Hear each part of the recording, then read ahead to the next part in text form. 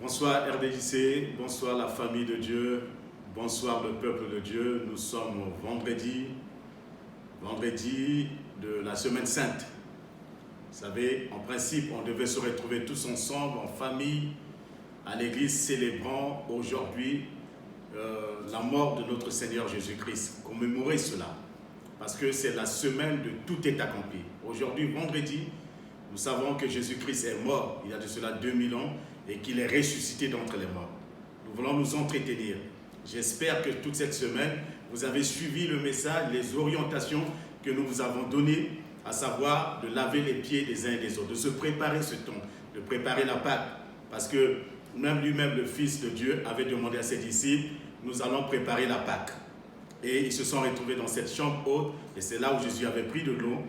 Il a lavé les pieds de ses disciples. Et j'espère que vous suivez les orientations de prière, et que hier, jeudi, vous avez pu le faire en famille. Moi, personnellement, j'ai réussi à le faire dans la maison. Ça a été un moment très, très émouvant. Et c'est la première fois que je lavais les pieds de mes enfants, les pieds de mon épouse. Ça a été un moment émouvant, un moment aussi prophétique. Mais je crois que vous l'avez fait aussi chez vous. Mais ce soir, nous allons prendre nos Bibles. Nous allons regarder le thème de ce message. C'est le tout est accompli. Il y a le tout est accompli, la victoire de Christ à la croix de Golgotha. Si vous êtes prêts, nous allons regarder dans Jean au chapitre 19, le verset 30. La Bible nous dit, quand Jésus eut pris le vinaigre, il dit, tout est accompli. Tout est accompli. Et en baissant la tête, il rendit l'esprit. En cette semaine, vous savez, ce jour marque la journée de tout est accompli, qui sonne la fin du règne de l'ennemi. Vous savez, c'est la fin du règne de l'ennemi, car c'est la journée où Jésus a mis fin au règne des ténèbres, au règne de Satan sur la race humaine, au règne des ténèbres sur la lumière. Parce que les ténèbres ne régneront pas toujours. Dans Ésaïe chapitre 8, le verset 23, la Bible déclare « Mais les ténèbres ne régneront pas toujours sur la terre, il y a maintenant des angoisses. Si les temps passés ont couvert d'opprobre le pays de Zabulon, nous pouvons dire la France, nous pouvons dire le Mans, nous pouvons dire Villeneuve-Saint-Georges, nous pouvons dire Brazzaville, nous pouvons dire Saint-Quentin, nous pouvons dire Malesherbes, nous pouvons dire le monde entier. Si hier les ténèbres ont couvert le pays de Nephtali, le temps à venir et couvriront de gloire la contrée voisine de la mer, au-delà du Jourdain, le territoire des gentils. Et ce soir, nous voulons déclarer que les ténèbres ne régneront pas toujours dans nos vies.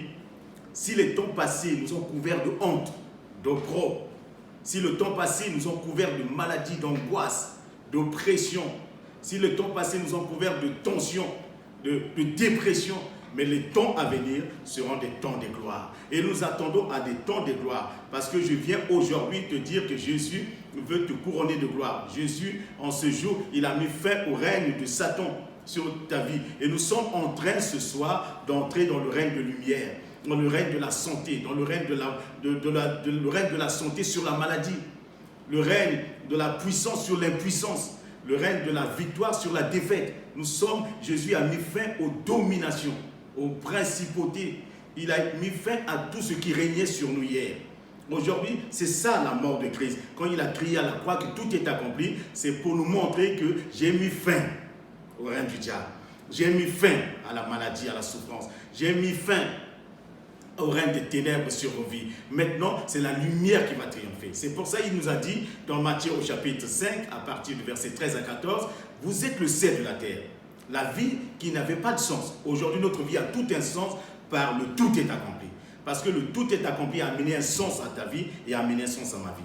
Le tout est accompli a fait de toi et de moi la lumière du monde, la domination sur les ténèbres, la domination sur les puissances maléfiques, la domination sur les esprits méchants. Et quand nous regardons aussi dans Exode au chapitre 3, du verset 7 à 10, nous pouvons voir que l'Éternel dit « J'ai vu la souffrance de mon peuple qui est en Égypte. J'ai entendu les cris qui lui font pousser ses oppresseurs, car je connais ses douleurs. Je suis descendu pour le délivrer de la main des Égyptiens et pour le faire monter de ce pays dans un bon et vaste pays. Voici les cris d'Israël sont venus jusqu'à moi et j'ai vu l'oppression que leur font souffrir les Égyptiens. Maintenant, va, je t'enverrai auprès de Pharaon et tu feras sortir d'Égypte mon peuple, les enfants d'Israël. » Vous savez, là, c'était la fin. Si nous pouvons regarder, c'était la fin du règne de l'Égypte. La fin du règne de Pharaon sur le peuple de Dieu. Parce que la mission de Moïse n'avait pas été un échec. Comme la mission de Moïse n'a pas été un échec, ta mission sur cette terre ne sera pas un échec. Parce que Moïse est né pour libérer son peuple. Toi aussi, tu es né pour libérer ta nation. Toi aussi, tu es né pour accomplir la mission que Dieu t'a confiée. Si Moïse avait été un échec, je te dirais que tu serais un échec. Mais comme Moïse n'a pas été un échec, toi aussi tu ne seras pas un échec. J'aimerais que tu le déclares avec moi, je ne suis pas un échec. Parce que Moïse n'a pas été un échec. Il a réussi sa mission. Et nous sommes sur cette terre pour accomplir une mission que Dieu nous a confiée. En ce temps difficile, chacun de nous doit jouer un rôle. En ce temps difficile, dans chaque famille, dans chaque maison, il y a un Moïse. Dans ce temps difficile, nous sommes confinés dans nos maisons, mais il y a bien quelqu'un que Dieu a mis dans cette maison pour se lever et entraîner tout le monde, amener tout le monde à la libération, amener tout le monde à la délivrance. C'est pour cela que hier nous vous avons dit, nous devons, ô bien-aimés, laver les pieds les uns et les autres. Et en ce temps où Jésus est en train, Jésus a expiré, Jésus a rendu l'âme sur la croix, il a dit le tout est accompli, que le tout est accompli soit dans ta vie. Dieu a vu la souffrance de son peuple. Aujourd'hui, il y a trop de souffrance. Il y a trop de difficultés. Les gens vivent un moment difficile. Les gens vivent des moments d'angoisse. Les gens vivent des moments d'oppression. Le diable oppresse. Quand vous sortez dans les rues, vous sentez comme s'il y a l'esprit de mort qui circule dans les rues. C'est comme si vous êtes face à l'esprit de mort, comme au temps de Moïse. On dit que les gens, ils étaient confinés dans des maisons, mais l'ange de la mort passait. L'ange de la mort passait dans les rues. Et c'est ce que nous avons lu dans la parole de Dieu, c'est ce que nous sommes en train de vivre aujourd'hui. C'est comme s'il y a une ombre de la mort qui circule dans les villes, dans les quartiers. Quand vous êtes seul dans la rue, vous avez peur que quand il y a quelque chose qui vient sur vous, il y a une présence maléfique dans vos vies. Mais que le sang de Jésus te protège. Que le sang de Jésus te garde. Que le sang de Jésus soit sur ta vie. Même quand tu sors pour vaquer à tes occupations, que le sang de l'agneau t'accompagne. Que le sang de Christ soit derrière toi et t'accompagne dans tout ce que tu es en train de faire. Et la Bible dit, Dieu connaît ta douleur. Il a vu l'oppression de Satan qui fait souffrir les gens. C'est pour ça qu'il a envoyé Moïse hier. Mais aujourd'hui, il a vu ta souffrance. Il a vu ta détresse. Et il nous a envoyé un sauveur, Jésus-Christ, pour nous délivrer de la main de l'ennemi. Et Jésus n'est pas allé à la croix pour un amusement. Jésus est allé à la croix à cause de la mission que Dieu lui a confiée. Aucun homme n'a été jugé digne d'aller mourir à la croix. Aucun homme ne pouvait accepter cette souffrance. Aucun homme ne pouvait accepter cette difficulté, ce sacrifice, de se sacrifier, d'être un sacrifice vivant. Quand Dieu a essayé avec Abraham, mais Abraham a voulu sacrifier Isaac, mais Dieu l'a arrêté.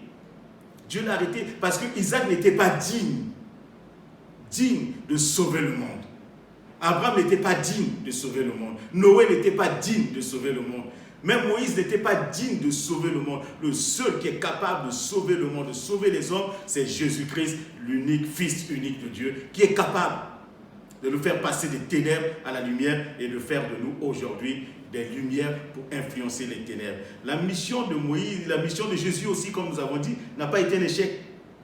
Et si la mission de Christ n'a pas été un échec, nous ne serons pas un échec. Vous savez pourquoi Jésus a dit tout est accompli? Parce que ce n'était pas un échec. C'était une victoire sur le monde. C'était une victoire sur le diable. C'était une victoire sur les dominations. Mais c'est pour ça qu'il a dit tout est accompli. Tout est accompli. C'était une victoire. Et ta vie n'est pas un échec, quel que soit ce qui se passe. L'église n'est pas en échec. Les gens disent que l'église est en échec, en difficulté, mais l'église est entrée dans sa victoire. L'église est sur une pente qui va amener l'église vers la gloire. L'église est dans une pente où le monde entier entendra la bonne nouvelle du royaume. Parce que c'est à ce moment, c'est dans la difficulté que Dieu se révèle. C'est dans les difficultés que Dieu se révèle à son peuple. N'est-ce pas que la Bible dit que le monde entier attend la révélation des fils de Dieu, mais la révélation dans des moments difficiles, où les gens n'ont pas de solution, où les gens ne savent pas vers qui se tourner, où les gens ne savent pas qu'est-ce qu'il faut faire. Tout le monde tâtonne, même la science tâtonne. Mais Dieu est la vérité. Jésus a dit, il est la vérité. Il est le chemin. Il est la vie. La vie, c'est en lui.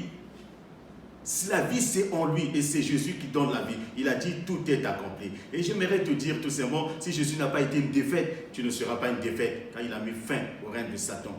Jésus a tout dit à la croix, que tout est accompli. Si Dieu avait envoyé Moïse pour libérer son peuple du joug du Pharaon, il a également envoyé Jésus, il y a de cela 2000 ans, afin de te libérer, me libérer et libérer le monde de l'oppression et de l'emprise du diable, de l'ennemi. L'ennemi ne peut pas nous tenir encore captifs. L'ennemi ne peut pas encore régner sur nous. Parce que Jésus a dit, les ténèbres ne régneront pas toujours sur nous. Et j'aimerais que en ce vendredi saint, c'est la fin du règne des ténèbres sur ta vie. C'est la fin de ce règne. Le diable a trop régné. Et nous devons dire merci à Dieu de nous avoir envoyé Jésus-Christ. Nous devons le remercier, l'adorer, parce qu'il nous a envoyé Jésus-Christ. Et comme le peuple à l'époque a pu dire merci à Dieu pour Moïse, qui a été pour eux leur libérateur, quelqu'un qui les a fait sortir du règne de Pharaon, et Jésus a mis fin au règne du diable en se livrant à la croix, en se donnant à la croix. Il a vaincu la mort pour nous libérer. Il a pris ta place, il a pris ma place, il s'est substitué à nous. Il a pris notre place, la place qui m'était prédestinée à cause de mes péchés. Jésus va prendre cette place. La place qui t'était prédestinée à cause de tes péchés. Parce que la Bible, tous ont péché et sont privés de la présence de Dieu. Tous, nous avons tous péché. C'était des places qui nous étaient réservées. Et aujourd'hui, peut-être que paix à leur âme, à ceux qui nous ont quittés. Et nous prions pour ceux qui sont encore en train de se battre contre la mort. Que la croix de Christ soit plantée dans leur chambre. Que la croix de Jésus-Christ soit plantée et qu'ils regardent, même si dans l'esprit qu'ils regardent la croix. Et s'ils ne peuvent pas regarder la croix, nous qui sommes vivants ce vendredi saint, regardons à la croix le jour où Jésus a donné sa vie. Et pour que ceux qui sont là soient sauvés. Parce que la Bible nous dit, quand Moïse éleva le serpent d'airain dans le désert, et que le peuple qui regardait à ce serpent d'airain, malgré la morsure du serpent, était guéri. Et qu'en ce vendredi saint, quiconque a été touché par ce virus, quiconque a été touché par ce microbe, en regardant à la croix de Jésus-Christ, qu'il soit instantanément libéré dans le puissant nom de Jésus. C'est pour ça, et nous prions pour que nos frères et sœurs, ceux qui sont dans les chaînes, ceux qui sont dans les hôpitaux, que Dieu pose sa main sur eux et qu'ils sortent de là. Peut-être que toi, tu seras aussi à cette place-là. Peut-être tu as eu la chance. Bien aimé, ce n'est pas question de mérite, mais c'est la faveur de Dieu sur nos vies. C'est une grâce. La place du frère, la place de la sœur. Moi aussi, je pouvais être à la place de monsieur X. Je pouvais aussi être à la place de madame Y. Je pouvais aussi être là. Mais c'est une grâce de Dieu. C'est parce que je mérite. C'est pour ça que Dieu nous a gardés en vie pour que nous prions pour les autres. Dieu nous a gardés en vie pour que nous intercédons. Pour que là où nous sommes, nous puissions nous prendre la place de celui qui n'a pas de voix. Celui qui ne peut pas parler. C'est pour ça que la Bible dit, Jésus s'est livré. Il s'est donné. Lui qui était libre, il s'est donné pour nous. Pour que je sois vainqueur, que je sois libre. Il a payé la rançon. On paye la rançon lorsque quelqu'un était enlevé. Le diable nous a tous séquestrés. Le diable nous a tous liés. Le diable nous a tous enchaînés. Les uns dans la méchanceté, d'autres dans la haine, d'autres dans le mépris. Le diable nous a tous enchaînés dans l'alcool, dans la drogue, dans la prostitution. Le diable nous a tous enchaînés. Mais Jésus est venu pour payer la rançon. C'est pour ça que j'aimerais te dire ce soir, tu n'as pas de dette à payer auprès du diable. Jésus a tout payé. C'est pour ça qu'il a dit, tout est accompli. Tout est effacé. Tu n'as pas de dette à payer par rapport à tes parents. Tu n'as pas de dette à payer parce que tes parents ont hier prié peut-être des dieux étrangers. Et qu'aujourd'hui, le diable réclame ta vie. Il n'y a aucune réclamation de dette sur ta vie. Il n'y a aucune réclamation de tes enfants. Il n'y a aucune réclamation de ta femme. Il n'y a aucune réclamation de ton mari. Il n'y a aucune réclamation de tes petits-enfants. Il n'y a aucune réclamation de ta progéniture. Parce que Jésus a payé. Il a dit, tout est accompli. Le tout est accompli. S'accomplisse dans ta vie ce soir. L'occultisme, la maladie, ça peut toucher ton corps comme Jésus a dit. Comme le Seigneur lui-même, le Père a dit à Jérémie, ils te feront la guerre, mais ils ne te vaincront pas. Ça peut toucher ton corps, mais parce qu'à cause du sang de Jésus qui a coulé à la croix, à cause de ses meurtrissures, de ses blessures, tu es guéri dans le nom de Jésus-Christ. Il nous guérit de toutes nos maladies. Aujourd'hui, nous pouvons déclarer la fin du règne de Satan sur nous. C'est le vendredi saint, c'est la fin de son règne. Le diable a jubilé, le diable s'est réjoui, pensant qu'il venait de tuer celui qui était le sauveur du monde, mais il a commis la plus grosse erreur de sa vie. La plus grande bêtise du diable, c'était de tuer Christ. Parce qu'en tuant Christ, il a tué mon péché. En tuant Christ, il a tué ma maladie. En tuant Christ, il a tué les épidémies. En tuant Christ, il a tué le mal qui était en moi, la méchanceté qui était en moi. Et c'est la mort de ma méchanceté à la croix. C'est pour ça que la Bible dit, il est devenu malédiction pour toi et pour moi. Maudit quiconque est pendu au bois. Mais Jésus a pris toute la malédiction à la croix. Et il nous a transféré la bénédiction du Père. Il nous a transféré la vie de l'Esprit. Il nous a transféré la paix du cœur. Il nous a transféré la joie de vivre. Il nous a transféré la grandeur du royaume de Dieu. Il nous a tout donné à la croix. Ma prière, que ce soir, tes mains soient clouées avec les mains de Christ. Que tes mains soient clouées dans les œuvres de Dieu. Les mains hier qui faisaient n'importe quoi soient clouées avec Christ. Que tes mains soient clouées avec Christ. Que la maladie soit clouée au nom de Jésus-Christ. Que tes pieds qui suivaient de mauvais chemins et mes pieds qui suivaient de mauvais chemins soient cloués avec les pieds de Christ pour que je marche en nouveauté de vie et je cours quand il rend mes pieds semblables aux pieds de biche et que tes pieds deviennent comme des pieds de biche. Que tes adversaires ne te rattrapent pas. Que tu cours plus vite que la biche. Que l'épée qui a transpercé le cœur de Christ transperce ton âme. La parole de Dieu transperce ton âme. La parole de Dieu transperce ton cœur. La parole de Dieu transperce tes pensées de ton âme et que les nouvelles pensées jaillissent maintenant. Que tu deviennes une nouvelle créature en Christ. Que les pensées de ton cœur soient changées. Que les pensées de ton âme soient transformées. N'oublie pas ce que nous avons dit avant de prier. Je reviens sur cela pour t'encourager encore. Il y a les 4 attitudes que tu dois avoir. Je le répéterai toujours. Il faut que tu puisses avoir l'attitude de quelqu'un qui a de la compassion. On ne peut pas prier pour les autres si on n'a pas la compassion. On ne peut pas prier pour les autres si on n'aime pas les gens. On ne peut pas prier pour les autres si on ne se met pas à la place des gens. C'est ça la compassion, se mettre à la place des autres. C'est ce que Jésus a fait. Il s'est mis à ma place. Il a eu compassion de mes fautes.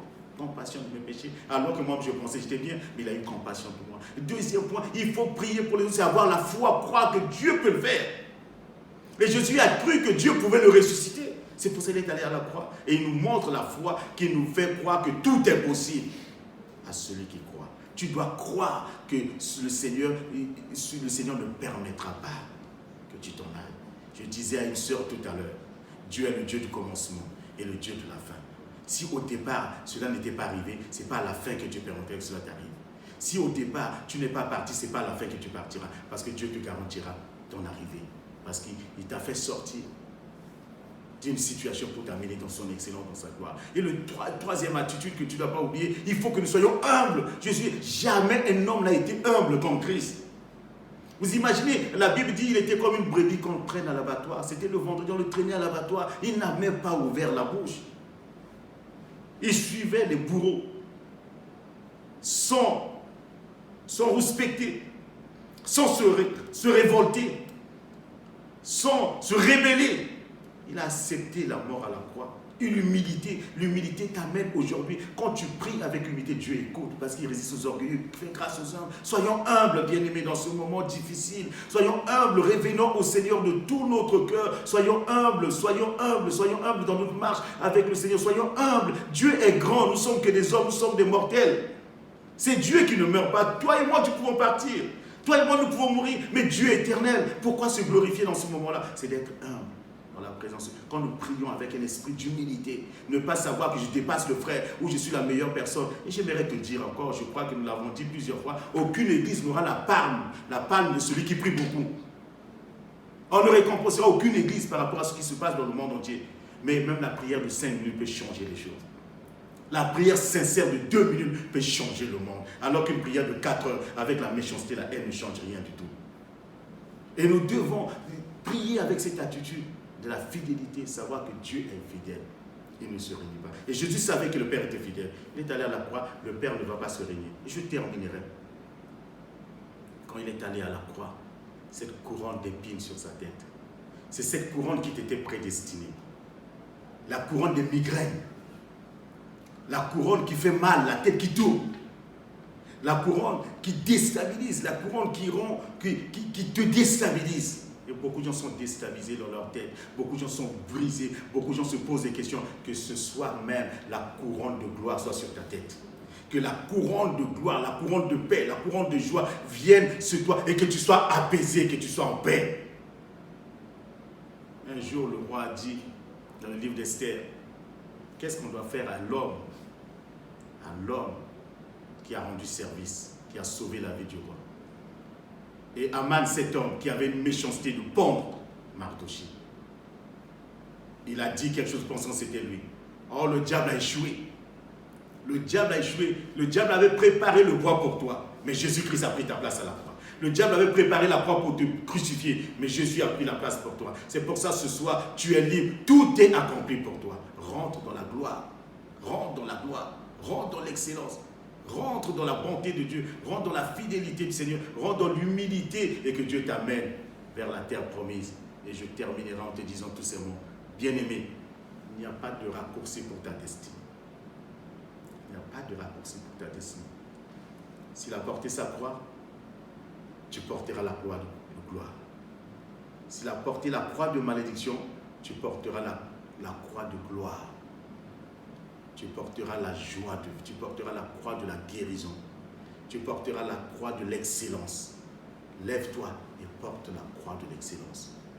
Et rentre dans la gloire de ton maître en cette journée. Réjouis-toi là où tu es et déclare avec moi, tout est accompli au nom de Jésus-Christ de Nazareth. Tout est accompli dans la vie de tes enfants. Tout est accompli dans la vie de ton mari. Tout est accompli dans tout ce que tu es en train de faire. Tout est accompli dans tes projets. Tout est accompli dans ton avenir. Tout est accompli. Rien ne te touchera. Que la gloire revienne à celui qui t'a sauvé en ce vendredi. Que la gloire revienne à celui qui t'a tant aimé. Que la gloire revienne à celui qui nous a rassemblés partout dans le monde en cet instant où nous prions les uns pour les autres. Que la paix du Seigneur, que la joie de Dieu se multiplie dans ta vie, dans ta famille, au nom de Jésus-Christ. Mais j'aimerais, avant de terminer, je l'ai dit pour la énième fois, prépare-toi pour ce dimanche. Je te lance un appel. Ce dimanche, nous allons prendre le repas du Seigneur. Tu le prendras chez toi. C'est l'annonce que je préfère te faire. Je vais me retrouver avec une poignée de frères. Nous allons partager ce pain. Pendant que nous allons partager le pain, tu partages le pain chez toi. Pendant que nous allons prendre le vin, tu vas le prendre aussi chez toi.